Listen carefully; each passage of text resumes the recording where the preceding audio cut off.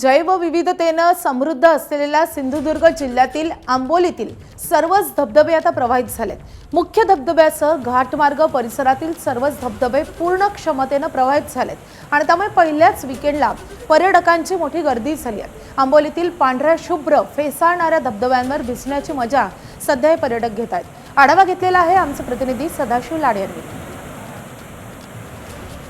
महाराष्ट्राची चेरापुंजी म्हणून ओळख असलेल्या सिंधुदुर्गातील आंबोलीमध्ये धबधबे जे आहेत ते प्रवाहित झालेले आहेत. मी आंबोलीच्या मुख्य धबधब्यापाशी आहे आणि या ठिकाणी जर आपण पाहिलं असेल तर हा धबधबा जो आहे तो पूर्ण क्षमतेने प्रवाहित झालेला आहे आणि सकाळपासूनच पर्यटकांची गर्दी जी आहे ती या धबधब्यावर पाहायला मिळते. आंबोलीतील छोटे मोठे सर्वच धबधबे सध्या प्रवाहित झालेले आहेत आणि पर्यटकांचा ओघ जो आहे तो या धबधब्यांकडे पाहायला मिळतोय. मोठ्या संख्येने पर्यटक जे आहेत ते विविध राज्यातून या ठिकाणी येत आहेत आणि पर्यटनाचा आनंद लुटत आहेत. आंबोलीत खरं तर निसर्गरम्य असं वातावरण असतं.